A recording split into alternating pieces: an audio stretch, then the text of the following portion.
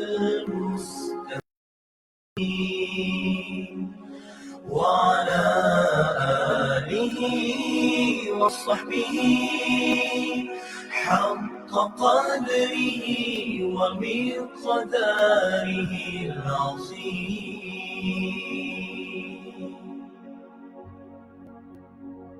Ya Allah, rahmati dan berkati penghulu kami Nabi Muhammad. Buka apa yang tertutup, penamat bagi yang telah sudah, penolong bagi yang hak, penunjuk ke jalan yang lurus. Selawat dan salam ke atasnya, juga keluarga dan sahabatnya, sebagaimana yang selayaknya, dengan derajat dan kedudukan yang tinggi dan mulia.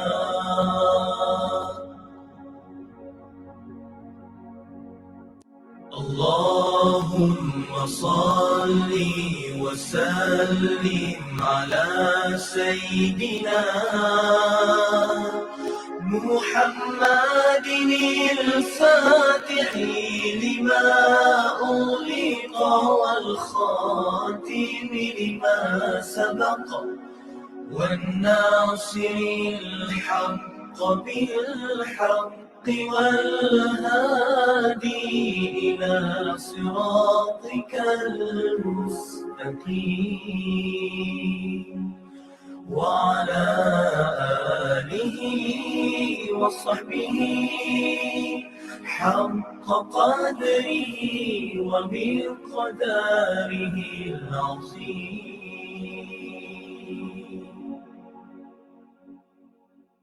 Ya Allah, rahmat dan berkati penghulu kami Nabi Muhammad. Buka apa yang tertutup, penamat bagi yang telah sudah, penolong bagi yang hak, penunjuk ke jalan yang lurus. Selawat dan salam ke atasnya, juga keluarga dan sahabatnya, sebagaimana yang selayaknya, dengan derajat dan kedudukan yang tinggi dan mulia.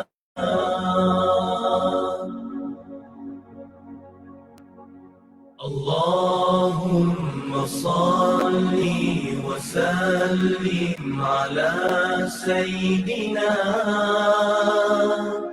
Muhammadin al-Fatihi lima ughliqa wal khatimi lima sabaqa wan nasiril haqqa bil haqq والهادي إلى صراطك المستقيم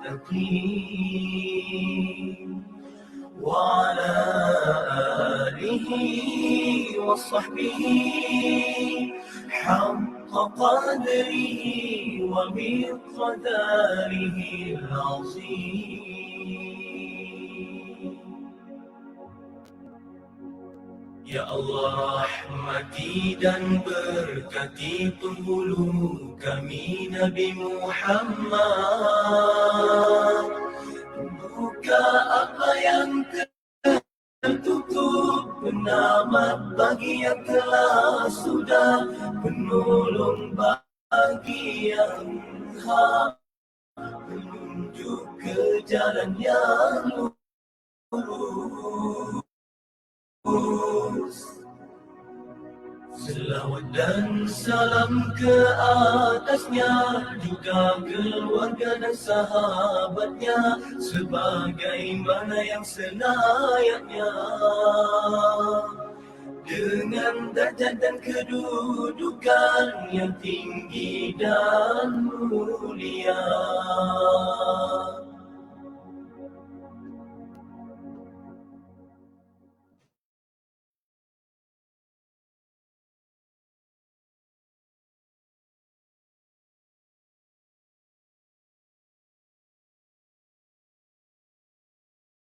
اللهم صل صلاة كاملة وسلم سلاما تاما على سيدنا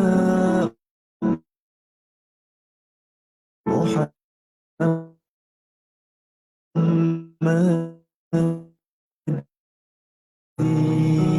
الذي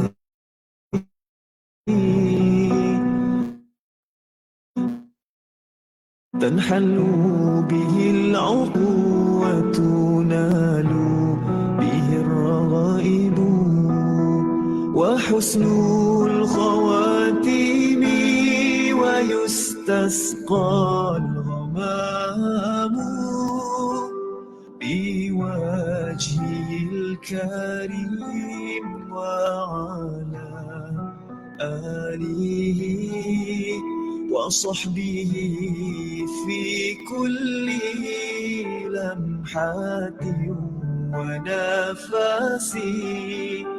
ونفس بعدد كل معلوم لك.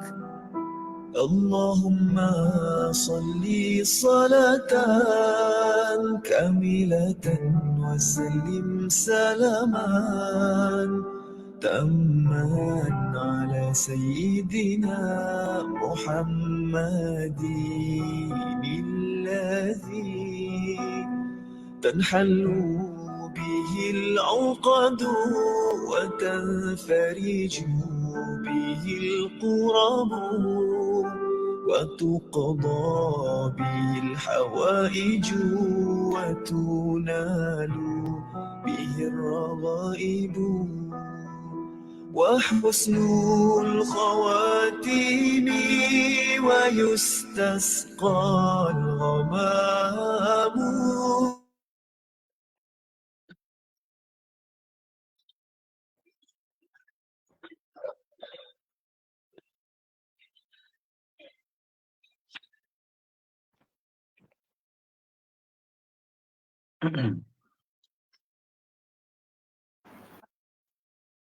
Bismillahirrahmanirrahim. Assalamualaikum warahmatullahi ta'ala wabarakatuh. Waalaikumsalam warahmatullahi ta'ala wabarakatuh. Alhamdulillahirabbil alamin wassalatu wassalamu ala asyrafil anbiya'i wal mursalin wa ala alihi wa sahbihi ajma'in. Qala rabbi shrah li sadri wa yassir li amri wa hlul 'uqdatam min lisani yafqahu qawli. Allahumma salli ala sayyidina Muhammad al-Fatih lima ughliq wal khatim lima sabaq nasbil haqq bil haqq wal hadi ila siratal mustaqim wa ala alihi wa sahbihi haqqa qadrihi wa miqdaril azim amma ba'd. Yang berbahagia guru kita Al-Fadil Ustaz Abu Samah Muhammad Hanafiah, merupakan ahli panel klinik hukum Jabatan Mufti Terengganu.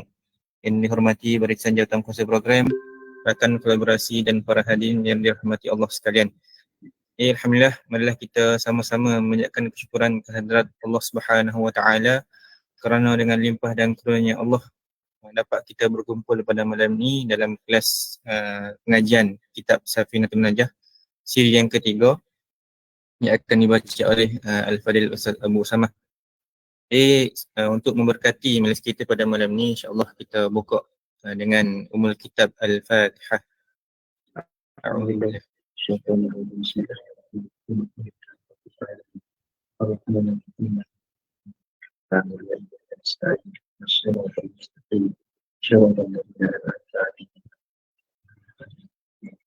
Amin amin ya rabbal alamin. Insya-Allah seperti biasa peringatanlah kepada sahabat-sahabat untuk makluman, semua sahabat-sahabat peserta bolehlah buat jika ada persoalan dialukan untuk bertanya secara bertulis di chat di Google Meet ataupun di Facebook. Dan 15 minit sebelum kelas pengajian kita tamat, insya-Allah saya akan bacalah kepada ustaz setiap soalan dan Ustaz akan jawablah insya-Allah. Jadi sebelum majlis ini serahkan kepada Al-Fadil Ustaz Abu Samah, sahabat-sahabat bolehlah pakat-pakat tajdid niat dan juga siaplah untuk catat setiap fawaid daripada Ustaz pada malam ini insya-Allah. Jadi tanpa melengahkan masa, saya menyerahkan majlis ataupun kelas kita pada malam ini kepada Al-Fadil Ustaz Abu Samah. Falyatafaddal mashkura. Assalamualaikum warahmatullahi taala wabarakatuh. Bismillah wassalatu wassalamu ala Rasulillah wa ala alihi wa sahbihi wa man wala. Allahumma la sahla illa ma ja'altahu sahla wa anta taj'alul hazna ila syi'ta sahla. Terima kasih kepada saudara moderator, saudara Hazim, pihak penganjur, muslimin muslimat yang dirahmati oleh Allah Subhanahu wa taala. Insya-Allah pada malam ni kita sambung pengajian sesi ketiga daripada kitab Matan Sakinatul Najat.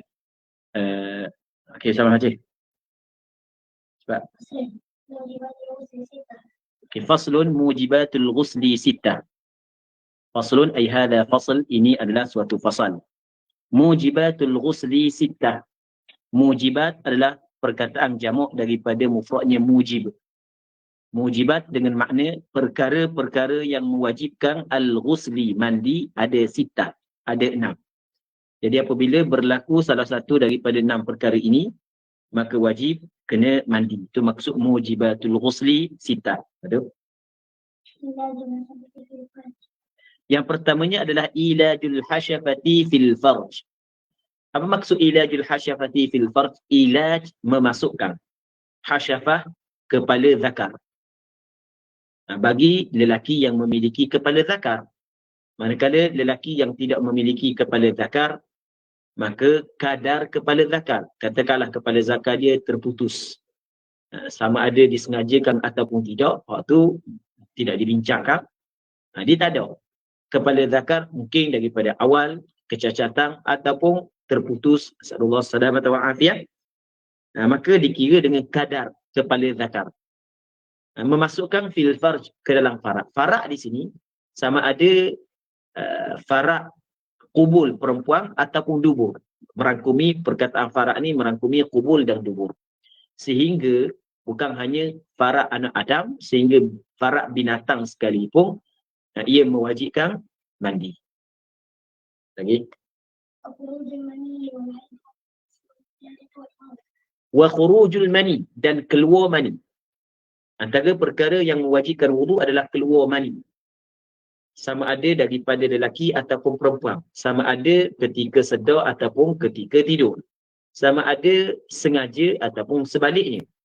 Keluar mani. Wa khurujul mani. Lepas tu wal haidu, dan haid. Perempuan yang datang haid, wajib dia mandi setelah daripada darah haid berhenti. Setelah daripada darah haid berhenti. Begitu juga wan nifas, dan nifas. Perempuan yang keluar darah nifas, apabila darah dia berhenti, maka wajib dia kena mandi. Tapi wajib mandi ketika darah nifas berhenti dikaitkan dengan kewajipan solat. Jadi maksud waktu solat, apabila perempuan tu nak solat, maka wajib dia kena mandi. Kemudian wal wiladah, wiladah, bersalin. Wajib mandi kerana bersalin. Ulama mazhab Imam Syafi'i mewajibkan mandi setelah daripada bersalin kerana mereka beralasan bahawasanya anak yang keluar itu adalah mani yang sebenarnya anak kan dijadikan daripada mani lelaki yang bercampur dengan perempuan. Jadi oleh kerana anak saat itu mani, maka yang keluar saat itu adalah mani. Maka sebab itulah wajib mandi. Cuma perempuan yang bersalin wajib mandi sekiranya tidak datang darah nifas setelah bersalin. Adapun ketika datang darah nifas, maka tidak wajib mandi kerana bersalin. Last kali yang keenamnya adalah mati. Cuma mati ni wajib mandi bukan kepada si mati, tapi kewajipan mandi kepada si mati, bukan ke atas si mati, tetapi ke atas orang yang hidup. Jadi si mati dah, dia mati tak ada dah kewajipan atas dia, sebab mati dah. Kewajipan ke atas orang hidup. Kewajipan ke atas orang hidup kena mandi orang mati. Tapi orang mati di sini bukan mati syahid al-ma'rakah. Syahid ma'rakah ni syahid di dalam medan perang. Syahid dalam medan perang. Jadi kalau bukan syahid dalam medan perang, maka tidaklah termasuk dalam orang yang tidak diwajibkan mandi. Sebagai contoh, adalah kumpulan Hamas, dia duduk di Malaysia sebagai contoh, tiba-tiba golongan Mossad dipanggil istilah dia, tembok macam pernah berlaku di Malaysia. Baik, adakah dia saat ni itu dikira sebagai syahid al-ma'rakah? Ya, syahid akhirat tu jelas, tapi bukan syahid ma'rakah, bukan syahid dalam medan perang. Maka tetap wajib kena mandi dan solat ke atas ni. Kemudian kata dia lagi, baca lagi. Furudul ghusli ithnan, fardu mandi ada dua. Fardu mandi di sini dengan maksud adalah rukun mandi. Rukun mandi ada dua. Yang pertama niat. Oleh kerana mandi itu adalah ibadat, setiap ibadat perlu kepada niat. Jelas apa yang disebut oleh Rasulullah, innamal a'malu binniyat, sesungguhnya amalan itu dengan niat. Maka wajib kita kena berniat ketika mandi wajib. Jadi yang pertamanya niat. Niat ni adalah qasak dalam hati. Ada qasak di dalam hati untuk mengerjakan ibadat mandi ataupun untuk mandi wajib, maka sudah dikatakan sebagai niat. Yang keduanya,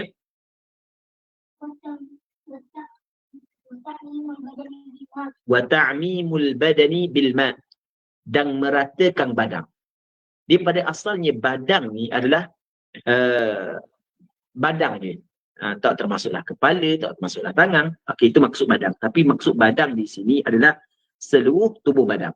Seluruh tubuh, termasuklah kepala, tangan. Jadi wa ta'mimu al-jasad bil ma'. Kena meratakan air seluruh tubuh dengan air.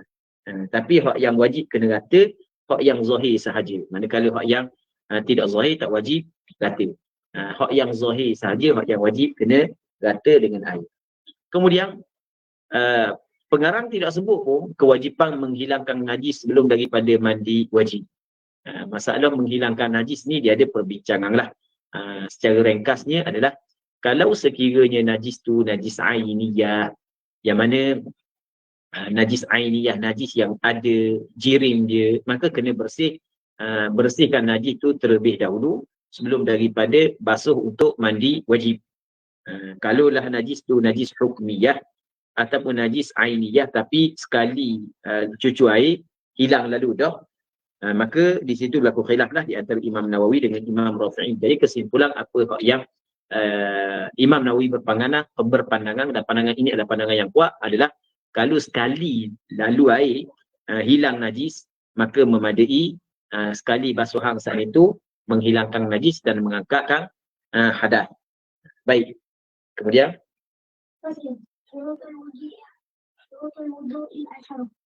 faslun syurutul wudu'i 10. Syarat wudu ada 10. Syarat di sini dengan maksud syarat sah. Jadi orang yang berwudu mesti kena cukup syarat sah wudu. Syarat sah wudu ada 10. Cukup 10 ni sah wudu dia. Tak cukup 10 ni tidak sah wudu dia. Wudu ni maksudnya wudu. Wudu ni adalah basuhan dan sapuan pada anggota tertentu dengan niat. Itu definisi wudu. Basuhan dan sapuan pada anggota tertentu dengan niat. Okey, baik. Ada 10 syarat wudu. Yang pertama Islam. Oleh kerana wudu adalah ibadah badaniyah mahdhah. Ibadat badaniyah. Dia ibadat ada dua. Ada ibadat badaniyah mahdhah. Ibadat badan. Ibadat badan semata-mata. Okey, yang keduanya dipanggil ibadah maliyah. Ibadat harta. Zakat, ibadat harta. Ada ibadat campuran di antara badaniyah dengan maliyah. Contoh haji. Haji tubuh badan kita buat, lepas tu kena keluarkan harta. Oleh kerana wudu ni adalah ibadah badaniyah mahdhah, maka tidak sah daripada orang kafir. Orang kafir tidak sah wudu. Syarat sah wudu yang pertamanya Islam. Yang kedua wat tamyiz. Yang keduanya tamyiz. Apa maksud tamyiz? Tamyiz ini dia faham, dia gerti. Definisi tamyiz yang disebut oleh ulama fiqh ataupun disebut oleh sebagian ulama fiqh adalah pandai makan, pandai minum sendiri, pandai makan sendiri, pandai istinja sendiri, itu dinamakan sebagai tamyiz. Jadi kanak-kanak hak yang pandai makan sendiri, pandai minum sendiri dan pandai istinja sendiri, pandai dah kalau orang tanya dia jawab dia, maka kanak-kanak tersebut dinamakan sebagai mumayyiz untuk lelaki, mumayyizah untuk perempuan. Jadi kalaulah hak yang tidak ada tamyiz lagi, tidak mumayyiz lagi, kalau tidak tamyiz lagi, maka tidak sah wuduk dia. Kerana dia tak erti benda hak yang dia buat. Dia tidak faham benda hak yang dia buat. Sebab itulah syarat yang kedua adalah tamyiz. Yang ketiga, wan-naqa'u 'anil haidhi wan nifas. Apa makna naqa'? Bersih daripada haid dan nifas. Perempuan ketika datang haid, perempuan ketika datang nifas, tidak sah wuduk dia. Yang seterusnya, wa amma yamna'u usulal ma'i ila al-basharah, dan kena bersih juga daripada barang yang menghalang air sampai ke kulit. Jadi setiap benda yang dapat menghalang air sampai ke kulit mesti kena bersihkan. Melainkan kalau nak uat ada, kalau nak bersihkan mesti kena kerak teguh sebahagian daripada kulit, maka hak tu ketika tu dimaafkan. Jadi kena bersihkan. Contoh minyak hak yang ada, cat hak yang ada. Kalau perempuan dia pakai gincu, orang Terengganu kata licu je. Licu lah. Bicu. Okey, tak apalah. Yang penting kita fahamlah gincu. Yang mana benda tu tebal pula. Jadi kalau pakai saat ni tu dak rata air, maka tidak memadai. Tapi kalau nipis, kalau misalnya kita kata rata air, tu kita dah tahu lah, kita biasa pakai licu. Kalau biasa pakai licu, tu jenis untung gitu. Sallallahu alaihi wasallam. Tapi benar tak pakai licu? Ingat sebelum di syariah pakai licu. Ni pakai licu untuk dah. Nama ni bukan licu dah. Mesti nama dah. Bakar kau. Pelembab bibir. Tapi macam licu dah. Macam licu dah. Pelembab bibir lah. Betul. Jadi kalau di benda tu menghalang air, maka mesti kena bersihkan terlebih dahulu. Kerana benda mesti kena bersihkan, kerana wuduk ni, rukun dia adalah mesti mandi ke, wuduk ke, rukun dia adalah benda mesti kena rata air pada anggota zahir. Jadi setiap perkara yang menghalang untuk rata air, maka mesti dihilangkan. Seterusnya,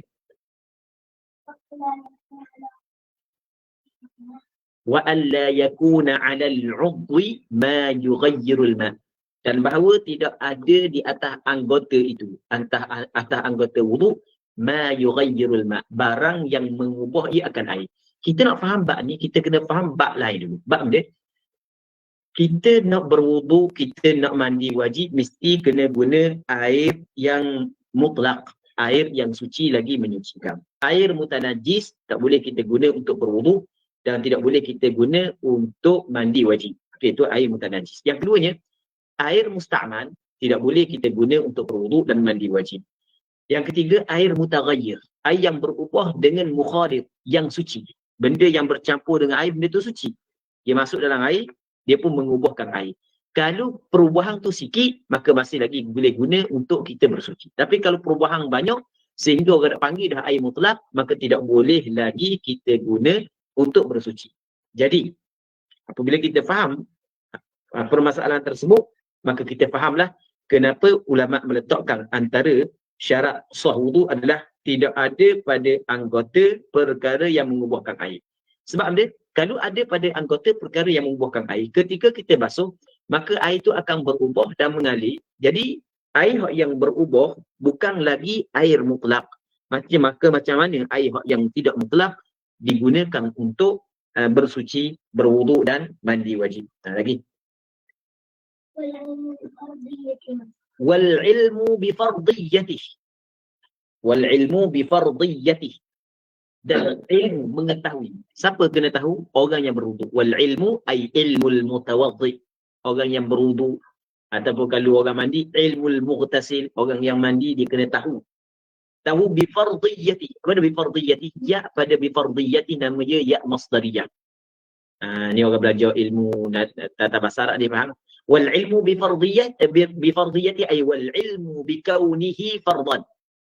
Maksudnya dia kena tahu keadaan wudu itu fardu, wajib bagi orang yang nak solat, bagi orang yang nak tawaf, wajib. Bagi orang yang nak sentuh Al-Quran, wudu tu adalah wajib. Dia kena tahu. Kalau tidak tahu, wudu itu adalah wajib, maka tidak sah wudu dia. Jadi sekadar tahu, wudu itu adalah wajib bagi orang yang nak solat, bagi orang yang nak tawaf dan seumpamanya. Betul?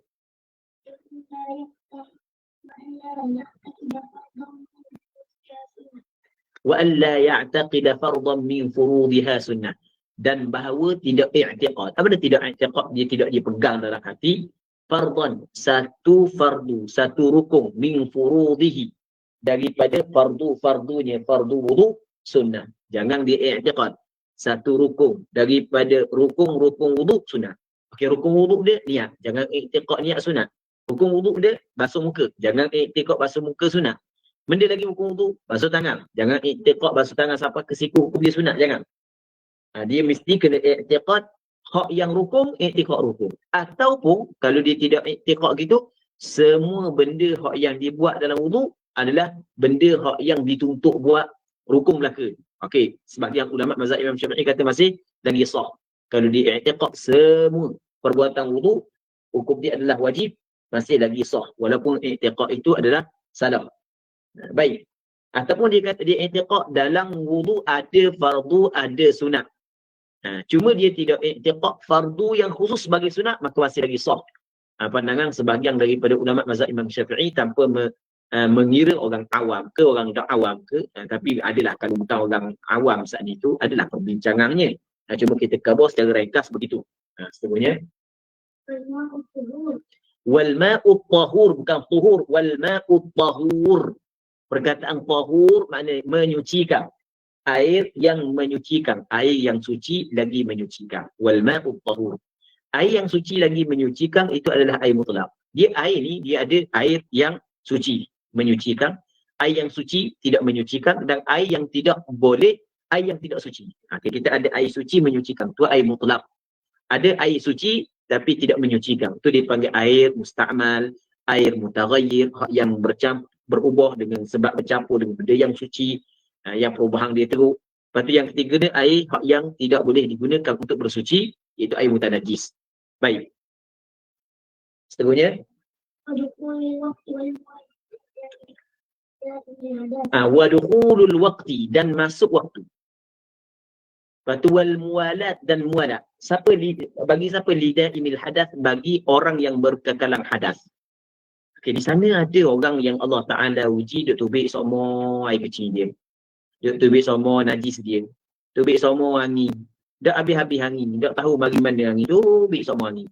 Maka orang itu dinamakan sebagai daimul hadas. Daim makna orang yang berkekalan al-hadas. Orang yang berkekalan hadas. Jadi orang itu dinamakan sebagai orang berkekalan hadas. Antara perkara yang membatalkan wudu adalah hadas. Berhadas itu membatalkan wudu. Keluar benda daripada salah satu daripada dua jalan, ia membatalkan wudu. Jadi kalau kita kata setiap saat batal wudu dia, macam mana dia nak solat? Maka syarak beri kepada dia hukum istimewa yang tidak diberikan kepada hukum orang yang tidak daimul hadas, orang yang lain. Cuma oleh kerana hukum dia hukum yang istimewa, maka ada juga syarat-syarat yang perlu dia kena jaga yang tidak ada pada orang lain. Antaranya adalah mesti kena masuk waktu. Barulah dia ambil wudu. Sebelum daripada masuk waktu tak boleh ambil wudu. Sebab wudu dia adalah wudu darurah. Wudu yang darurah terpaksa. Wudu tu tak elok dah. Sepatutnya keluar sesuatu batal wudu, tapi wudu dia dah batal. Okey, wudu dia wudu darurah. Dan tidak ada darurah sebelum daripada masuk waktu. Sebelum daripada masuk waktu tak ada darurah. Lepas daripada masuk waktu barulah kewajipan solat atas dia. Maka sebab itulah mesti kena masuk waktu. Kemudian mesti kena muadat. Muadat ni maksudnya mesti kena berturut-turut. Tidak boleh dia nak basuh muka, lepas tu nak tunggu sekejap baru basuh tangan, tak boleh. Tapi kalau orang biasa, orang yang tak ada sakit benda, orang yang tidak ada, bukan daimul hadas, muadat bukanlah wajib, bukan sunat. Dia basuh muka pukul 9 pagi. Basuh kaki pukul 11. Basuh tangan pukul 11. Pukul 12 baru sapu balik. Masuk Zuhur baru basuh kaki. Contoh, maka sah. Cuma bukan afdal buat begitu, tak comel tak buat gitu. Sebab dia tinggal mualaf. Cuma sah kerana mualaf bukanlah rukun wudu bagi dia. Yang mualaf rukun wudu adalah bagi dia ilmu hadas. Baca. Faslun nawaqidul wudu'i arba'atu asya.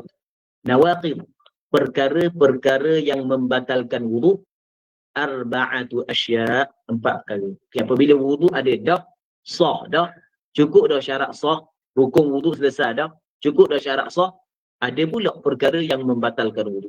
Perkara yang membatalkan wudu maksudnya adalah bukan batal daripada asal, tetapi expired dah, tak nak guna dah. Apabila berlaku salah satu daripada 4 perkara ni, maka tak boleh nak guna wudu tersebut. Hak kita guna sebelum ni tak ada masalah, hak tu selesai dah. Jadi bukanlah batal daripada awal. Bukan batal, maksudnya adalah dah nak guna dah wudu tersebut apabila berlaku salah satu daripada 4 perkara ini. Okey, lepas tu sambung. Al-awwal al-kharij ida as-sabilaini min al-qubul. Al-awwal, yang pertama adalah al-kharij. Al-awwalu al-kharij, yang pertama adalah yang keluar, benda yang keluar. Al-khariju min ahadis sabilain, daripada salah satu daripada 2 jalan. Ahadi ke dia kata ihdazu? Ahadi, betul tak? Al-khariju min ahadis sabilain, benda yang keluar daripada salah satu daripada 2 jalan. Dia 2 jalan, dia kata 2 jalan ni dia bahasa berlapis. Dan kalau kita tengok dalam kitab dan bahasa dalam hadis, dia guna bahasa berlapis. Jadi dalam hadis ke dalam kitab fiqh dia guna bahasa berlapis. Jadi kita sebenarnya dituntut untuk guna bahasa berlapis. Payah pusing jauh pakai sterik lalu tu. Tapi sebenarnya dak comel. Dan kita sendiri pun hak kita kata lagu tu pun anak kita tak boleh cakap gitu. Orang kata payah nak sebut kau ni kau tu pakai sterik lalu. Tapi kalau anak kita pakai sebut macam hak yang sterik lagu tu, kita tak setuju. Tak. Orang dia cakap gitu buat lapik-lapik kau sikit. Mana burung ke, angry bird ke, ni sebut sterik. Kita pun betul tak gitu kan? Itu dia panggil bahasa berlapis. Sabilain, 2 jalan. Apa hak yang keluar daripada salah satu daripada 2 jalan? Maksud 2 jalan ni dia al-qubuli wad-dubur. Qubul dan dubur. Qubul ni tu bahasa berlapis. Qubul bahasa berlapis, dubur bahasa berlapis. Qubul dan dubur. Tu maksudnya al-awwal al-khariju min ahadis sabilain al-qubuli wad-duburi. Rihun, hak keluar saat itu, yang keluar saat itu, rihun, angin, atau ghairu, atau selain daripada angin. Hak yang keluar tak kira angin ke, bukan angin ke.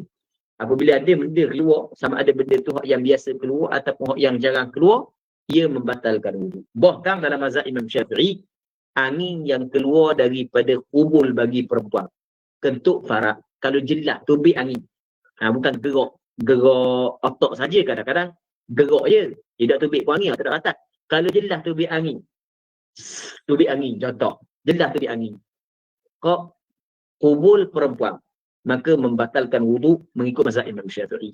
Baik, tapi kalaulah tak jelas tubik angin, macam tubik angin, tapi bukan, rasa bukan tubik angin, mungkin pergerakan otak ke panggil dia, betul tak itu?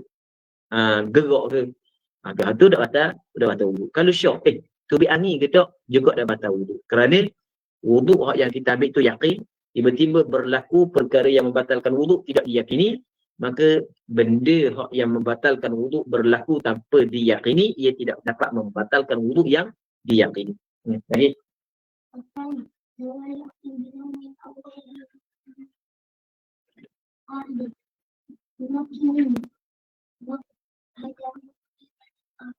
Okey, asal yang kedua. Yang kedua adalah zawalul aqli, hilang akal. Maksud akal di sini adalah tamyiz. Hilang akal di sini dengan makna hilang tamyiz, bukan hilang akal dengan makna gila semata-mata, bukan. Hilang akal di sini hilang tamyiz. Hilang untuk buat perbezaan. Hilang dah untuk dia buat perbezaan. Sebab hilang akal ini merangkumi tidur, pengsang, gila, masuk belaka. Hilang akal di sini adalah hilang tamyiz. Zawalul aqli binaumin, dengan sebab tidur. Tapi binaumin au ghairihi, ataupun selain daripadanya, selain daripada tidur. Illa, tadi kita tinggal illal maniyya, melainkan mani. Setinggal sini ada illa, baru ingat tadi. Jadi mula tadi, al-awwal al-khariju min ahadis sabilain min al-quburi wad-duburi rihun aw ghairuhu illa al-mani, mereka mani. Okey, kita kedua sikit mani. Dalam mazhab Imam Syafi'i, oleh kerana mani mewajibkan perkara yang besar, iaitu mewajibkan mandi, maka ia tidak membatalkan wudu. Jadi orang yang keluar mani, walaupun mani keluar melalui jalan depan, membatalkan wudu. Cuma dia mewajibkan mandi. Dan kalau dia tidak membatalkan wudu, apakah faedah wudu tak batal? Okey, jawapannya gini. Faedahnya adalah orang tu apabila dia mandi wajib dan tidak berlaku perkara yang membatalkan wudu ketika dia mandi wajib, dan lepas daripada mandi wajib, lepas tu dia pun pergi solat, maka sepakat ulama mengatakan solat dia adalah sah sebab dia ada wudu dah. Tetapi kalaulah dia tidak ada wudu, terbatal wudu dia, lepas tu dia mandi wajib, ketika mandi wajib dan lepas daripada mandi wajib tidak berlaku perkara yang membatalkan wudu, dia tidak ambil wudu lepas daripada mandi wajib, dia pergi terus solat, maka mengikut pandangan mu'tamad dalam mazhab Imam Syafi'i, sah solat dia kerana apabila mandi wajib terangkat hadas besar serta hadas kecil.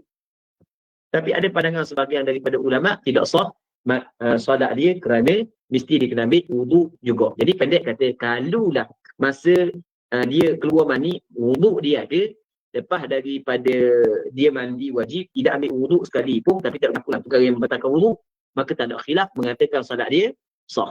Tapi kalaulah dia tak ada wudu, lepas tu dia pun mandi wajib, lepas daripada mandi wajib dia terus solat tanpa ambil wudu, maka berlaku khilaf antara ulama, adakah sah solat dia ataupun tidak. Pandangan mu'tamad adalah solat dia sah. Baik. Lagi? Al-thani, zawalul aqli. Yang kedua, zawalul aqli, hilang akal. Binaumin, dengan sebab tidur. Atau ghairihi, atau selain daripada tidur. Illa, melainkan nauma qa'idin mumakkinin maq'adatahu minal ard. Illa, melainkan nauma qa'idin, tidur orang yang duduk. Dia orang duduk, dia tidur. Yang mana dia duduk ni mumakkinin maq'adatah, yang menetapkan akan papang punggung ni minal ard, daripada bumi, daripada lantai. Papang punggung dia rapatkan di lantai. Maksud dia rapatkan di lantai, sekira-kira dia kalau dia nak mengeluarkan sesuatu daripada punggung dia, mesti dikenakan terlebih dahulu. Okey, kita kena faham. Dalam mazhab Imam Syafi'i, tidur membatalkan wudu kerana tidur ini adalah madhinnah, keluar sesuatu. Madhinnah, maksud madhinnah, sangkaan yang kuat keluar sesuatu daripada tubuh. Sebab mata kita ni pengikat bagi tubuh. Maksud mata pengikat bagi tubuh, dia disebut dalam hadis, al-ainan wika'us sahi. Dua mata ini adalah pengikat bagi dubur. Jadi kita ketika kita sedar, maka dubur kita terikat. Kita jaga daripada kita dapat kawal. Tapi apabila kita tidur, maka dubur kita tidak lagi dapat dikawal. Jadi apabila seorang itu tidur, maka ada sangkaan yang kuat keluar sesuatu daripada dubur dia.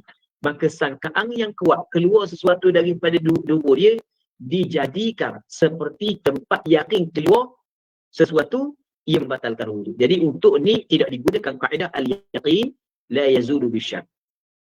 Kan kita tak ada wudu yakin. Keluar sesuatu tu hanya sangkaan kuat sahaja ketika tidur. Kalau kita nak batal wudu, dalam masalah ni tidak diguna kaedah tersebut. Tidak diguna kaedah al-yaqin la yazulu bisyak dalam masalah ini. Dalam masalah ini, madhinnah, kuat sangkaan, ditempatkan pada tempat yakin. Itu dalam mazhab Imam Syafi'i dalam bab. Okey, terusnya.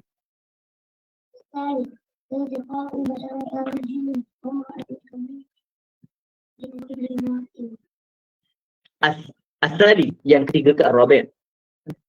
As-salih, yang ketiga. Yang ketiga adalah iltiqa. Iltiqa ni bertemu. Basyaratain. Asalnya basyaratain. dua kulit. Basyaratain dua kulit. Tapi dua kulit orang kira zahir. Bertemu dua kulit. Bertemu dua kulit.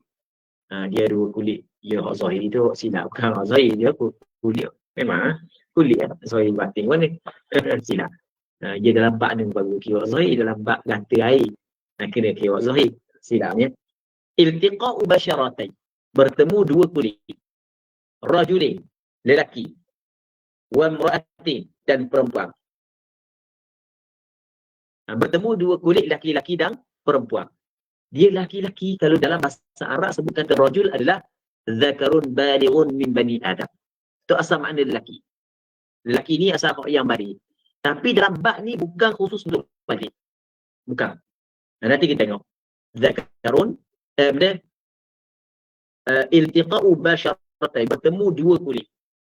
Laki-laki dan perempuan. Laki-laki tidak disyaratkan baligh. Laki-laki dan perempuan. Iltiqa'u basyaratain rajulin wa imra'atin. Jadi kalau tidak bertemu, maksudnya berlapis, maka tak batal wudu. Walaupun nipis. Mesti kena bertemu. Bertemu dua kulit. Kalau bukan bertemu dua kulit, tak batal wudu. Contoh, stuk rambut, tak batal wudu. Gigi, tak batal wudu. Kuku, tak batal wudu. Jadi, iltiqa'u basyaratain. Rajulin wa imra'atin, laki-laki dan perempuan. Kalau lelaki sama lelaki, tak batal wudu. Walaupun orang lelaki itu macam orang puan. Kalau dia tailor, orang lelaki dia, orang dia ni maknya, macam puan lelek-lelek. Lawa daripada puan ni. Sallallahu salamata wal afiyah. Lawa daripada puan ni.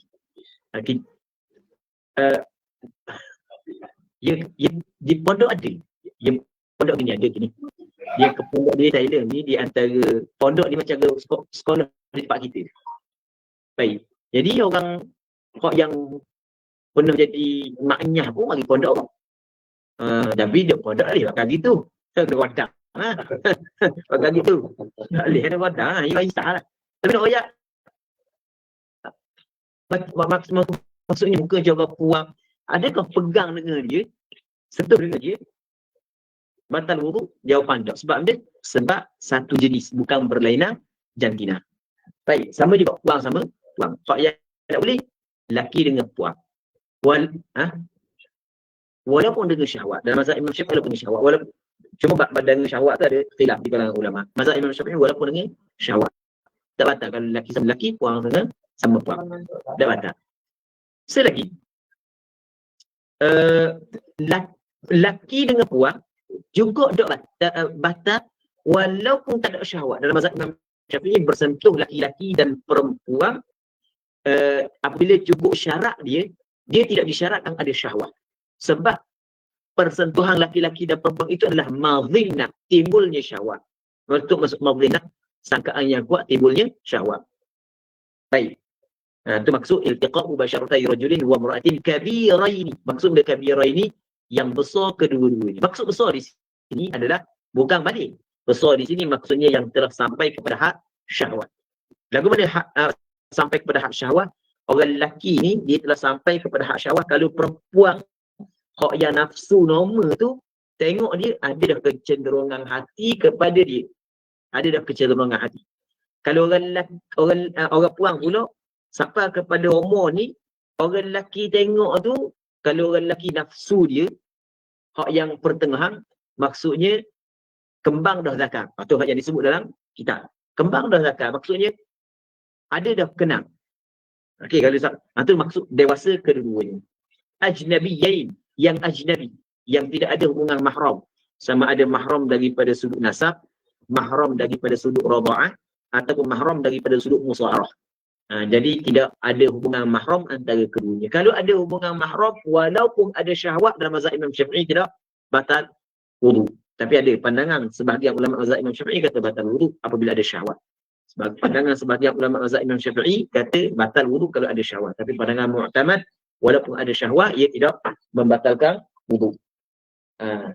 Min ghairi ha'il, tanpa berlapis. Kalau berlapis, walaupun nipis, ia tidak membatalkan wudu. Lagi? Ar-rabi' yang keempat, massu. Massu ni menyetuk. Qubulil adami. Qubul. hak depan, anak Adam. Qubul ni kalau hak lelaki tu hanyalah kita kata benda payah nak sebut cari ayat. Pistol tu payah ke? Batang je. Batu tidak termasuk. Latu-latu tak masuk. Baik. Manakala perempuan hanya bibi farak saja. Baik. Jadi itu maksud menyentuh kubul anak Adam. Al-Adami anak Adam. Tak kira lelaki ke perempuan sama. Sama ada setuh hak sendiri ataupun hak orang lain. Setuh orang lain batal wudu, setuh hak sendiri batal wudu. Cuma kalau setuh orang lain, batal wudu orang yang menyentuh. Orang yang disentuh tak batal. Tapi kalau bersentuhan laki-laki dan perempuan, kedua-dua batal. Al-lamis dengan al-malmus. Orang yang menyentuh dan orang yang disentuh semuanya batal. Anak Adam. Tapi kalau bukan anak Adam, tak batal. Ia pergi pegang zakar lembu. Tak batal. Ia pergi pegang zakar kambing. Tak batal. Baik. Masuk kubulil adami. Au halaqati duburi. Ataupun halqah duburnya. Halqah ni maksudnya tempat hak yang keluar nadi. Dubur kan? Dia ada kawasan hak yang keluar nadi. Lubang keluar nadi dia. Bibatnir rahah dengan perut tapak tangan. Au butulil asabi' ataupun perut jari-jari. Jari. Ya gini. Kita buat gini. Kita tekan sikit. Pada ibu jari kita buat gini. Kita tekan sikit. Maka waktu yang dinamakan sebagai perut. Kalau kita setuh dengan perut, maka batal wudu. Kalau tak setuh dengan perut, tak batal wudu. Setuh dengan hujung ni, tak batal wudu. Ya setuh gitu. Tak ada kerja, dia main gitu. Tak batal wudu. Kepik gitu, tak batal wudu. Tapi jangan kecil lah. Kecil batal wudu lah. Lagi.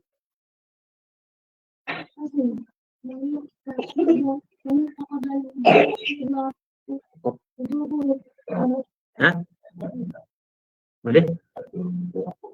Tak nampak. Oh, yang dia begini. Oh, nampak. Dia nampak. Dia nampak anda. Okey, sekejap.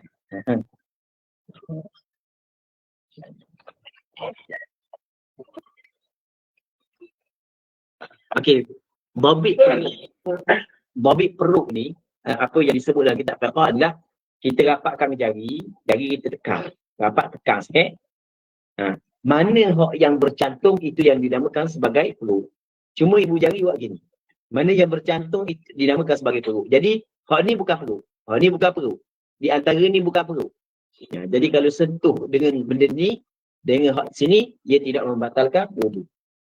Baik. Lagi. Faslun. Man intaqadha wudu'uhu haruma alaihi arba'atu asya. Man, sesiapa. Tak kira lelaki ke, puan ke, intaqadha wudu'u, batal oleh wudu' dia. Batal wudu' dia. Sesiapa yang batal wudu'nya haruma, haram. Kalau buat, dosa. Kalau tinggal dapat pahala. Itu haram. Haruma alaihi, haram ke atasnya arba'atu asya', 4 kali. Jadi 4 perkara ni tak boleh buat. Buat 4 tak boleh, buat salah satu pun tak boleh. Bila dia batal wudu'. Yang pertama, yang pertamanya as-salat, salat. Tak kira salat fardu ke salat sunat. Tapi dengan sengaja lah. Haram. Kalau tak sengaja, tu dah haram, terlupa. Dia pergi semayang, dia terlupa ambil wudu. Lepas daripada semayang subuh. Lepas daripada, tak nampak. Sebab ni, okey tak apa. Sebab gini. Nabi lah. Bagus sedap. Okey tak apa. Kejap. Tak apa. Ya. Nabi.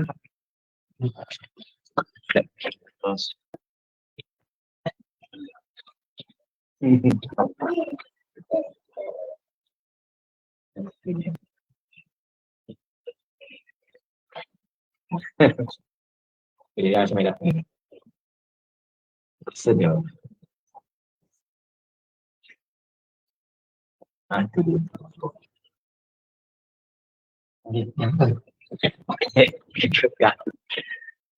Okey, kerjaan. Okey.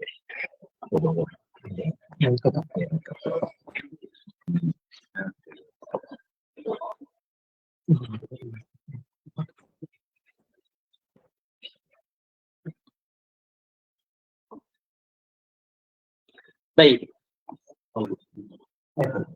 Jadi man intaqadha wudu'uhu, coba dah. Coba dah. Okey, man intaqadha wudu'uhu haruma alaihi arba'atu asya'. Sesiapa yang batal wudu'nya, haram ke atasnya 4 kali. Haram ni sekiranya disengajakan. Kalau dia terlupa ambil wudu, masa solat subuh dia terlupa ambil wudu, asal baru dia ingat, subuh tadi aku nak ambil wudu sekarang, maka waktu tidaklah berdosa, tidaklah haram kerana terlupa. Cuma sembahyang dia wajib kena qada balik. Aku maksud man intaqadha wudu'uhu haruma alaihi arba'atu asya'. Yang pertama ni as-solat. Solat ni dah kira solat fardu ke solat sunat. Bahkan termasuk juga sujud syukur, termasuk juga sujud tilawat, termasuk juga sembahyang mayat, sembahyang jenazah mesti kena ada wudu. Baik. As-solat tu kata yang keduanya dan tawaf. Dah kira tawaf fardu ke, tawaf sunat, dah kira tawaf qudum ke, tawaf wada' ke, tawaf ifadah ke, tawaf rukun umrah ke. Ia tawaf ifadah, tawaf rukun haji sama je. Tawaf sunat ke, dah kira. Sebab tawaf ni sama dengan solat. Sebagaimana solat perlu kepada wudu, tawaf juga perlu kepada wudu. Lagi. Masul mushaf, menyentuh mushaf mesti kena ada wudu. Menyentuh mushaf mesti kena ada wudu. Lepas tu wa hamluhu, dan menanggung, membawa al-mushaf, menanggung, bawa al-mushaf. Kita tak setuh bawa, tak dalam beg, tak dalam tak dalam supik. Contoh kita pun tanggung mushaf mesti kena ada wudu. Lagi. Saat ni orang yang tak ada wudu. Ni pula wa yahrumu 'alal junub, haram ke atas orang yang berjunub. Haram jelas, maksud haram perkara yang dilarang oleh syarak akan sebagai larangan yang putus. Bila buat berdosa, kalau tinggal dapat pahala. Itu mana haram. Haram 'alal junub, atas orang yang ada janabah. Junub orang yang berjunub. Orang yang berjunub ataupun sebab terjadi janabah adalah salah satu daripada dua perkara. Yang pertamanya adalah bersetubuh, yang keduanya keluar mani. Jadi haram kepada orang yang bersetubuh sebelum daripada mandi wajib, orang yang keluar mani sebelum daripada mandi wajib, sittatu asya', 6 perkara. Yang pertamanya as-salatu, salat, sama dengan. Yang keduanya wat-tawaf, tawaf. Yang ketiganya adalah wa masul mushaf. Yang keempatnya wa hamlul mushaf. Wa masul mushaf wa hamluhu. Lepas tu yang kelimanya adalah wa qira'atul Quran bi qasdil Quran. Kemudian wal lubthu fil masjid. Al-lubthu fil masjid. Lubthu ni berhenti di dalam masjid. Orang yang berjunub berhenti dalam masjid dilarang. Melainkan lalu jalan boleh. Lalu je. Sebab dalam Al-Quran Allah Ta'ala kata ni illa 'abiri sabil. Mereka hak lalu je. Masuk itu ni, keluar itu ni. Itu tak ada masalah. Kalau tak boleh berhenti dalam masjid. Walaupun sekejap tidak dibolehkan. Allah Ta'ala dan Rasulnya larang. Tak boleh. Lepas tu wa qira'atul Quran bi qasdil Quran, dan baca Quran dengan qasad Quran. Kalau baca Quran dengan niat doa, dengan niat zikir, maka itu tidak menjadi masalah. Jadi wa yahrumu bil haidhi 'asharatu asya'. Haram dengan sebab haid 10 perkara. Haram dengan sebab haid 10 perkara. Mana yang pertamanya as-salatu, salat. Bagi salat fardu, salat sunat sama. Wa tawaf, tawaf fardu, tawaf sunat sama. Lepas tu wa masul mushaf, sentuh mushaf. Lepas tu wa hamluhu, bawa mushaf. Lepas tu wa qira'atul Quran, boleh tu. Wal lubthu fil masjid, diam dalam masjid, berhenti dalam masjid. Perempuan haid haram berhenti dalam masjid sebagaimana orang berjunub haram berhenti dalam masjid. Tapi kalau sekadar lalu dia melintasi masjid, hukum dia dibolehkan tapi dengan syarat tidak bimbang mengotori masjid. Tidak bimbang darah dia tu mengotori masjid. Jadi wal lubthu fil masjid. Lepas tu apa? Wa qira'atul Quran bi qasdil Quran. Baca Quran dengan qasad Quran. Kalau baca Quran dengan qasad zikir, dengan qasad doa, maka itu tidak menjadi masalah. Betul? Wassaum, perempuan yang datang haid haram dia berpuasa. Dia sama juga perempuan yang nifas. Dia hukum hakam perkara yang diharamkan kepada perempuan yang haid juga diharamkan kepada perempuan yang nifas. Jadi puasa dah dia puasa fardu ke puasa sunat, haram dia puasa. Betul? Talak ni cerai. Cerai perempuan yang haid hukum dia adalah diharamkan. Tapi bukan diharamkan kepada perempuan haid. Diharamkan kepada suami. Kalau tadi diharamkan kepada diri puan. Allah puan. Talak bukan diharamkan kepada perempuan. Tapi diharamkan kepada suaminya. Suami dia haram menceraikan isteri dalam haid. Menceraikan isteri ketika isteri datang haid dinamakan sebagai talak tersebut. Dinamakan talak tersebut sebagai talak bid'i. Talak bid'ah. Hukum dia adalah haram. Tapi jatuh talak dengan kesepakatan 4 mazhab. 4 mazhab kata jatuh talak. Mereka pandangan Syekh Ibn Taimiyah mengatakan tidak jatuh talak. Mazhab 4 mengatakan jatuh talak. Talak tersebut adalah talak bid'i. Talak bid'ah. Hukum dia adalah haram. Cuma ada juga cerai isteri dalam haid tidak haram. Ada. Yang pertama adalah ketika mana suami belum lagi menyentuh isteri. Lepas akad nikah, silap kira duit mahal kahwin tak cukup. Pada situ lalu. Jatuhkan tolak situ lalu. Baru ada orang sembang video. Jatuhkan tolak situ lalu. Masa tu isteri dalam keadaan haid. Okey. Tak ada masalah. Maksudnya tidak diharamkan kerana tidak jadi panjang iddah dia. Sebab perempuan yang belum lagi disentuh oleh suami dia tidak ada iddah. Itu yang pertama. Yang keduanya adalah ketika isteri datang haid ketika dia sedang mengandung.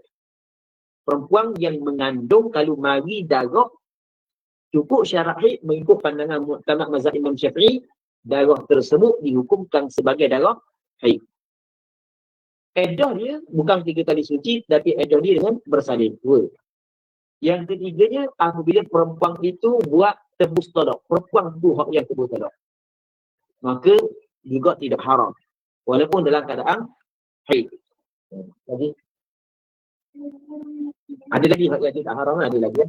Yang ke-1 wal mururu fil masjid in khafat talwithah. Dan lalu dalam masjid, lalu je melintasi dalam masjid tanpa berhenti in khafat talwithah jika bimbang akan mengotori masjid.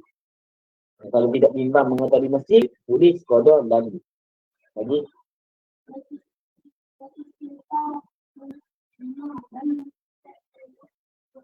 walistimta'u bima bainas surrati warrukbah. Ini haram kata kepada suami juga. Haram kepada suami dan haram kepada dia membiarkan. Walistimta'. Istimta' ni mengambil keseronokan. Setengah kita tidak kata istimta', dia kata mubasyarah. Dia ada perbezaan di antara istimta' dengan mubasyarah. Mubasyarah ni bersentuh kulit. Istimta' sama ada bersentuh kulit ataupun tidak. Istimta' dengan barang yang di antara pusat dengan lutut. Kalau tengok di antara pusat dengan lutut tanpa berlapis, tanpa ada pakaian, juga tidak dibolehkan kalau guna perkataan istimta'. Jadi suami tidak boleh mengambil keseronokan pada anggota yang di antara pusat dengan lutut ketika isterinya datang haid sama juga datang nifas. Cuma mengambil keseronokan selain daripada bersetubuh pada anggota selain anggota di antara pusat dengan lutut, ni berlaku khilaf di kalangan ulama. Pandangan majoriti ulama tidak membenarkan. Dalil majoriti ulama daripada Quran, daripada hadis. Daripada Quran Allah Taala kata wala taqrabuhunna hatta yatahur. Jangan hampiri mereka. Jangan hampiri. Jadi maksudnya jangan hampiri bukan hanya bersetubuh, hampir kepada tubuh tidak boleh. Maka hampir kepada bersetubuh adalah mengambil keseronokan pada anggota yang di antara pusat dengan lutut. Yang keduanya adalah dalil daripada hadis. Antara hadisnya adalah man hama haulal hima yushiku ayyarta'fi. Sesiapa yang bermain di sekitar pagar akhirnya akan masuk ke dalam pagar. Yang di sana ada hadis seorang sahabat tanya Rasul apa tahu yang halal bagi dia daripada isteri dia ketika isteri datang haid. Kata Rasulullah dakama fawqal izar. Bagimu apa yang di atas izar. Izar ni kain yang dipakai di antara pusat dengan lutut. Jadi di bawah kain di antara pusat dengan lutut tidak dibolehkan. lutut ke bawah, pusat ke atas, dibolehkan. Atas kain di antara pusat dengan lutut juga boleh dibolehkan. Itu maksud hadis istibdah bima baina surrati wa rukbah. Itu. Okey, kita masuk dalam perbahasan baru, iaitu perbahasan tayamum. Tayamum adalah suatu ibadat yang dikhususkan kepada umat Rasulullah sallallahu alaihi wasallam. Tayamum adalah suatu ibadat yang khususiat bagi umat Rasulullah. Dalilnya kata Nabi sallallahu alaihi wasallam, "U'titu khamsan lam yu'tahunna ahadun qabli." Diberi kepada aku 5 perkara yang belum pernah diberikan kepada seorang pun sebelum daripada. Antaranya kata Rasulullah, "Waju'ilat liyal ardu masjidan wa tahura." Dijadikan bagi aku bumi ini sebagai tempat sujud, lepas tu wa tahura, dan pembersih. Alat yang digunakan untuk menyucikan, digunakan untuk tayamum bumi ini. Jadi faham daripada hadis ini, tayamum adalah ibadat yang khusus untuk umat Nabi sallallahu alaihi wasallam. Oleh kerana tayamum bukanlah asal bagi taharah. Asal bagi taharah adalah wuduk dengan mandi. Tayamum ni ganti daripada wuduk dan ganti daripada mandi. Oleh kerana bukan asal, maka untuk bertayamum mesti kena ada sebab yang mengharuskan tayamum. Kalau tak ada sebab, tak boleh. Sebab yang mengharuskan tayamum ada 3. Asbabut tayammumi thalatha. Sebab tayamum ada 3. Yang pertamanya, faqdul ma', tak ada air. Kita nak berwuduk dengan air, mandi wajib dengan air, tiba-tiba air tak ada, maka ganti dengan tayamum. Yang pertama, faqdul ma', tak ada air. Yang keduanya, wal marad, sakit. Kita nak ada air tapi nak guna tak boleh sebab sakit, maka boleh kita bertayamum. Yang ketiga,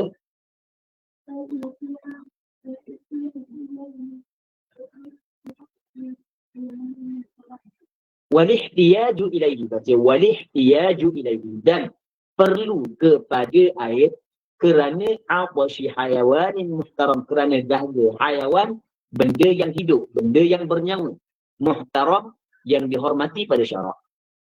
Okay. Kita ada air, tapi kalau kita guna untuk berwuduk, maka menyebabkan dahaga yang membawa kepada binasa benda yang bernyawa yang dihormati oleh syarak. Maka pada ketika ini, walaupun air ada, boleh kita bertayamum sebagai ganti daripada wuduk, ganti daripada mandi wajib. Pengarang kita nak cerita, apakah benda yang bernyawa yang tidak dihormati pada syarak. Wa ghairul muhtarami sitah. Benda yang bernyawa yang tidak dihormati pada syarak ada 6. Yang pertamanya, tarikus salat, orang yang tinggal salat. Orang yang tinggal salat fardu, maka tidak dihormati darah dia.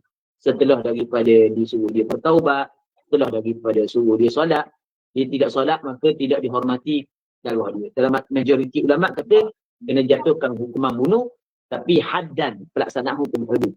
Sebagian ulama mengatakan jatuh hukum bunuh bukan haddan, tetapi kerana dia murtad. Na'udzubillah min dzalik. Kerana dia terkeluar daripada agama Islam. Baik. Yang pertamanya orang yang tidak salat. Yang keduanya, wazanil muhsan, pengzina yang telah berkahwin. Dia berkahwin dah, dia zina pula. Maka hukuman dia adalah rejam sampai mati. Maka dia tidak dihormati pada syarak. Yang ketiga, wal murtad wal iyad billah, orang yang terkeluar daripada agama Islam. Yang keempat, wal kafirul harbi, kafir harbi. Kafir harbi, orang kafir yang sedang berlaku peperangan di antara dia dengan orang Islam. Dia orang kafir ni terbagi kepada 4. Yang pertamanya kafir harbi. Yang keduanya kafir zimmi. Yang ketiganya kafir mu'amman ataupun kafir musta'man. Musta'min, dia boleh berkata musta'man, musta'min, mu'amman. Yang keempatnya adalah kafir mu'ahad. Okay, kafir harbi adalah kafir yang sedang berlaku peperangan di antara dia dengan orang Islam. Kafir harbi dibunuh orang Islam, maka diri dia, nyawa dia, harta benda dia halal. Maka darah dia tidak dihormati oleh syarak. Nyawa dia tidak dihormati oleh syarak. Nyawa dia tidak dihormati oleh syarak. Berbeza dengan kafir zimmi, kafir mu'ahad, kafir musta'min, musta'man. Lepas tu nyawa dia dihormati oleh syarak. Lepas tu seterusnya, wal kalbul aqur, anjing al-aqur yang gila, anjing gila, anjing hak yang garang, anjing hak yang mencederakan orang. Ya, ada anjing hak yang gila, hak yang mencederakan orang, oleh kerana dia mendatangkan mudarat, maka sunat bunuh. Sunat bunuh anjing tersebut. Dia tidak dihormati nyawa dia, darah dia tidak dihormati. Wal khizir, dan babi, babi juga tidak dihormati. Sebab itulah dalam hadis menceritakan apabila Nabi Isa turun di akhir zaman, dia membunuh babi, memantaukan salib-salib dia memantaukan. Tak ada kompromi. Bagi istilah kompromi tak ada. Tak ada kompromi itu disebut dalam hadis. Tidak ada kompromi, tak ada. Zaman kita orang nak kompromi. Nabi Isa tak ada kompromi. Baik. Muslimin muslimat yang dirahmati oleh Allah Subhanahu wa taala. Jadi maksud dia, binatang yang tidak dihormati ada 6. Lepas tu tadi dia kata kalau ada air tapi untuk dahaga, binatang, benda yang bernyawa, yang hidup, yang dihormati, maka boleh kita bertayamum. Okey, katakanlah kita ada air. Kalau kita guna untuk berwudu, maka 6 jenis hak yang disebut tadi, hak yang tidak dihormati menyebabkan dahaga yang akan membinasakan dia. Adakah boleh kita guna air tersebut minum dia, lepas tu kita nak tayamum? Jawapannya tak boleh. Mesti kita kena guna air tersebut. Kita kena dahulukan wuduk kita berbanding dengan beri minum kepada dia. Berbeza kalau yang dihormati pada syarak. Kafir orang Islam, kalaulah kita ada air sedikit, kalau kita guna untuk berwuduk, maka dia akan dahaga yang membawa kepada mudarat dia. Maka kita tak boleh kita berwuduk. Bahkan mesti kita kena beri air kepada dia, dan kita saat itu kena bertayamum. Tayamum kerana tidak ada air pada hukum. Sebab ada air untuk digunakan kepada perkara yang lebih penting. Bukanlah bermakna hidup dengan semayang tu semayang tak penting, bukan. Tapi oleh kerana wuduk ada gantian dia, tayamum, maka air saat itu boleh diberikan kepada orang tersebut untuk minum. Lagi? Faslun syurutut tayammum ma'a syarat. Syarat tayammum ada 10. Ini syarat tayammum ada 10. Yang pertama, ayyakuna biturab, bahawa adalah ia tayammum dengan tanah. Dengan batu tanpa ada debu, tidak dibolehkan mazhab Imam Syafi'i. Yang kata boleh dengan batu tanpa ada debu, itu bukan mazhab Imam Syafi'i. Mazhab Imam Syafi'i mesti kena turab. Ayyakuna biturabin. Lepas tu, ayyakuna turabu tahiran, dan bahawa adalah tanah itu suci. Tanah jangan tanah mutanajis. Lepas tu,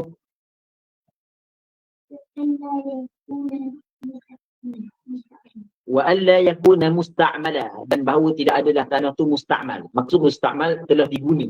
Jadi orang tu dia tayamum, batu ada penuh tanah di muka dia, kita ambil tanah di muka dia, kita buat tayamum kita. Itu tidak boleh sebab musta'mal. Wa alla yakuna musta'malan. Lepas tu, wa alla yukhaditahu daqiqun wa nahwu, dan tidak bercampur tanah tersebut dengan daqiq, dengan tepung dan seumpama tepung. Dan jangan campur dengan lain lah. Jadi,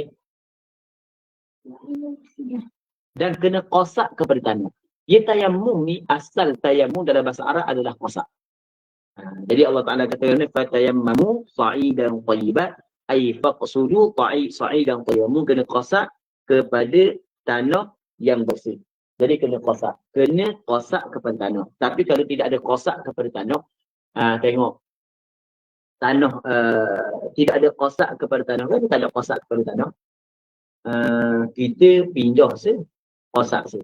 Kadang-kadang pindah ada, qasak tak ada. Contoh, orang tu dia pindah tanah. Tapi tidak, bukan daripada suruhan kita. Kita tak ada qasak. Kadang-kadang, kemudian, ada qasak tapi tak ada pindah. Contoh tanah Gebang. Dia pun kita hang tu ada qasak tapi tak ada pindah. Jadi mesti kena qasak kepada tanah, mesti kena tuju kepada tanah. Nak ambil tanah tersebut. Sebab dia faham daripada perkataan tayammum tu sendiri. Tayammum tu dalam bahasa Arab dengan mana? Qasak. Lagi?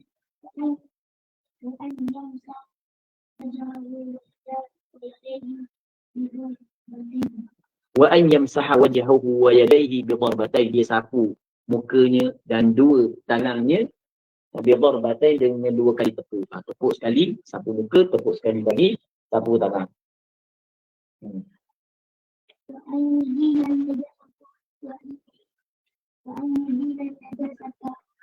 Wa an yuzilan najasata awalan, dia kena menghilangkan najis pada mula-mula. Dia hilangkan najis dulu. Sucikan diri daripada najis dulu kalau boleh lah. Kalau ada air. Lepas tu?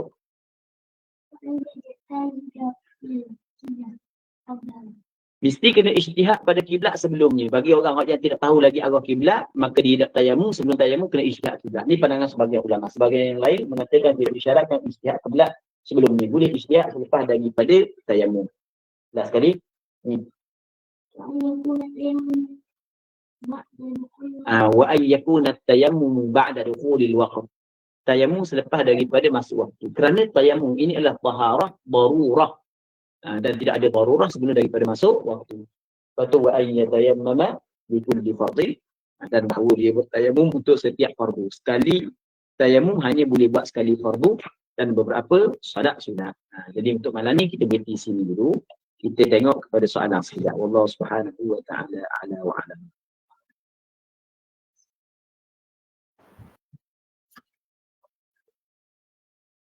Bismillahirrahmanirrahim. Alhamdulillah. Jazakallah Fadil Ustaz Usama untuk sesi perbahasan kitab kita, insyaAllah. Jadi kita masuk kepada soalan daripada peserta. Jadi ada soalan daripada peserta yang sesi lepas, sesi kedua. Jadi saya akan bacakan kepada Ustaz, insyaAllah. Jadi soalan yang pertama, Ustaz. Baik, sila. Assalamualaikum Ustaz. Mesin basuh lanikan ada yang hak jenis quick wash, memadai ke untuk mensucikan pakaian? Dan perlu letak sabun dulu atau kena tunggu dah putar pakai air dulu baru isi sabun pada basuhan air kedua? Dan kalau basuh kena mesin basuh biasa, adakah ia sudah mensucikan? Mesin basuh.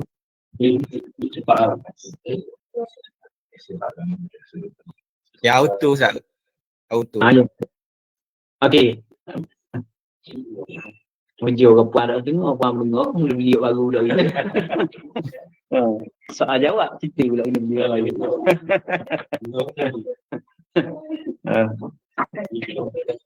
Baik. Okey, baik.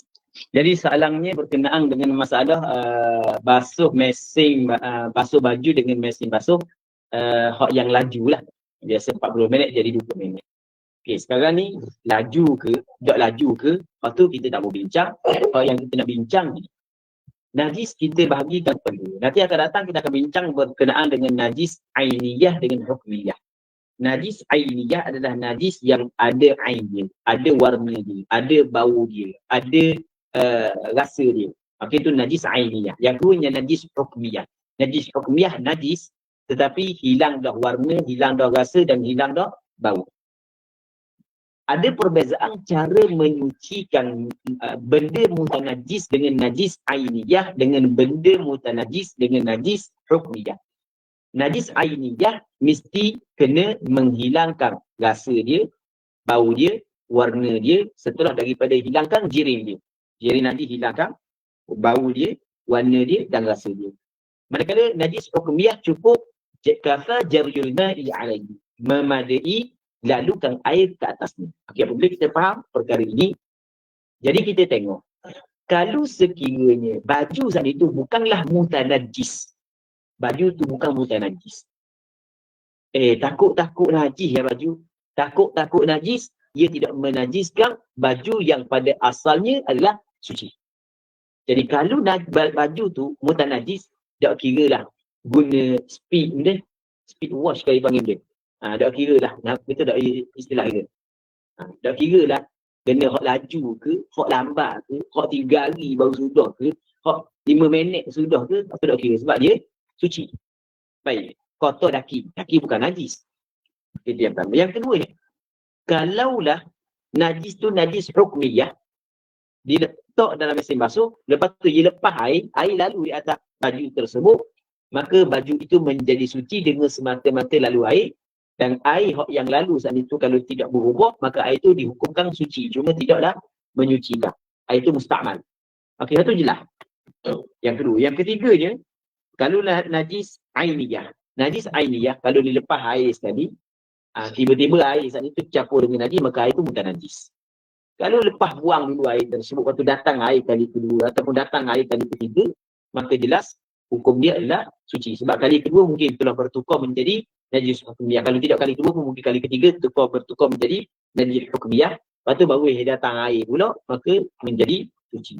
Tapi kalau lah lepas daripada dia basuh, tengok masih lagi ada kesan-kesan najis, atau tidak suci. Jadi kesimpulan, kalau najis ainiyah, yang terbaiknya dia buang dulu jirim najis, buang dulu benda-benda yang buang dulu najis, bersih dulu najis, lepas tu baru letak dalam mesin basuh. Itu cara dia. Wallahu a'lam. Baik, soalan yang kedua.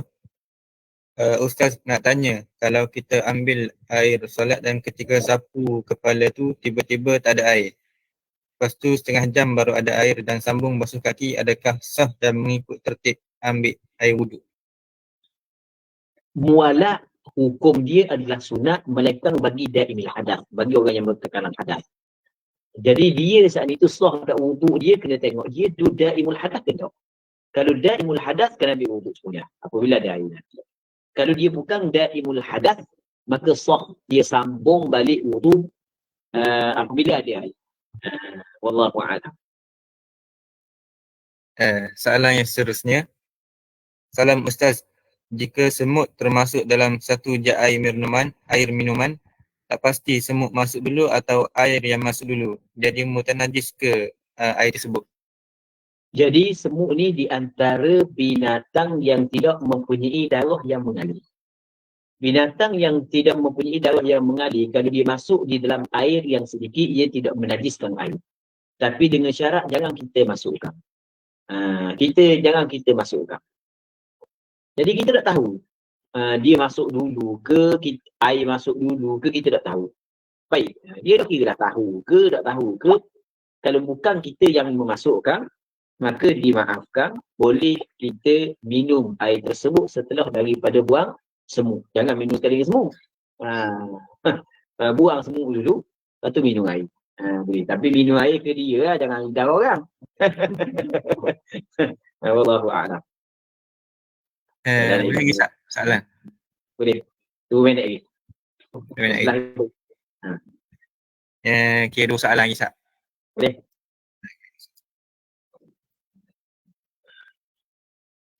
Assalamualaikum Ustaz, nak bertanya apa hukum orang mandi wajib di baldi dan sisa air basuhan jatuh ke dalam baldi?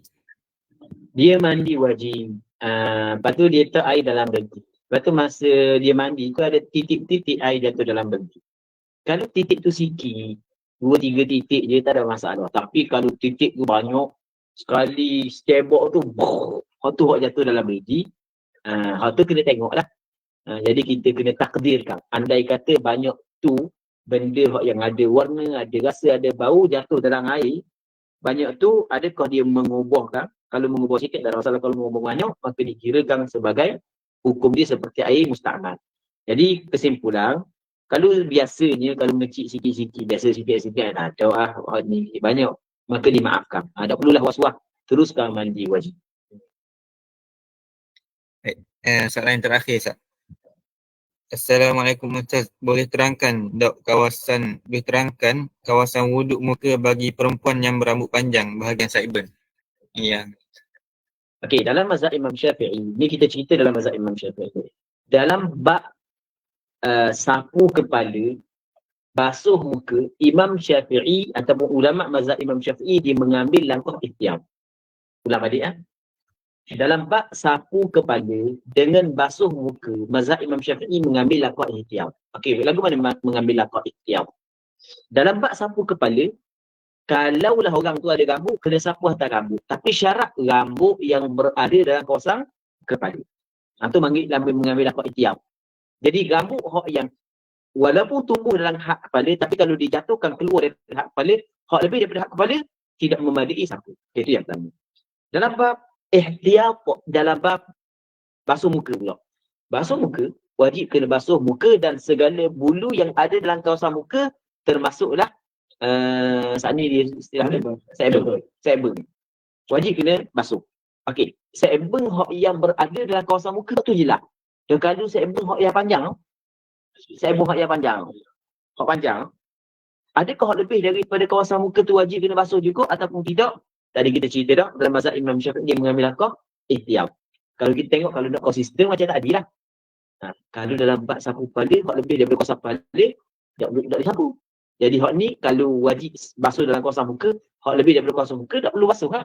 Tapi tak, mazhab Imam Syafi'i dalam bab ni, dia kena diambil dan langkah ihtiyat.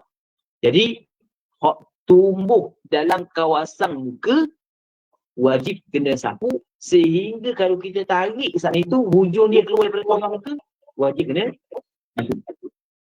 basuh juga. Bukan wajib sapu, wajib kena basuh. Tapi kalau dalam bab kepala, sapu di atas rambut yang ada dalam kawasan kepala. Hak lebih daripada kawasan kepala, walaupun pangkal di dalam kepala, tidak sah kita sapu. Itu bila mengambil langkah ihtiyat. Walau bagaimanapun di sana ada pandangan yang kedua dalam mazhab Imam Syafi'i, tidak mewajibkan sapu, tidak mewajibkan basuh sebeng yang keluar daripada hak muka. Kalau ditarik, keluar daripada hak muka, tak wajib basuh. Jadi sebaik-baiknya basuh. Tak perlu lah nak kerak. Apa kata kalau begitu payah nak kerak. Tak perlu kerak lah. Tak lah, luju nak kerak apa-apalah. Tak bukan kata salah kerak. Maksudnya janganlah sampai was-was sampai tak tu. Basuh je lah. Wallahu'alam. Baik, alhamdulillah selesai untuk sesi soal jawab pada malam ini. Jazakumullah khairan katsira kepada sahabat-sahabat yang bertanya, dan jazakallah kepada Ustaz Samah atas perkongsian ilmu pada malam ni, insya-Allah. Jadi sebelum kita menangguh ataupun sebelum kita tutup majlis kita pada malam ni, insya-Allah minta doa sikit Ustaz. Bismillah wassalatu wassalamu ala Rasulillah wa ala alihi wa sahbihi wa man wala. Allahumma anfa'na bima 'allamtana wa 'allimna ma yanfa'una wa 'allimna ma jahilna wa dhakkirna ma nusina.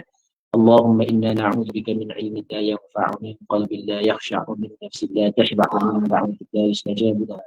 ربنا آتنا في الدنيا حسنة وفي الآخرة حسنة وقنا عذاب النار.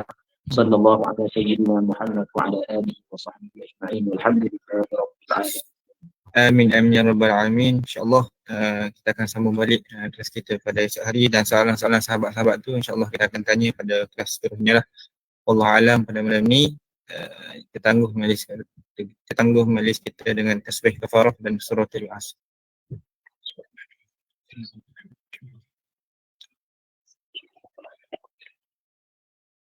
Assalamualaikum warahmatullahi wabarakatuh.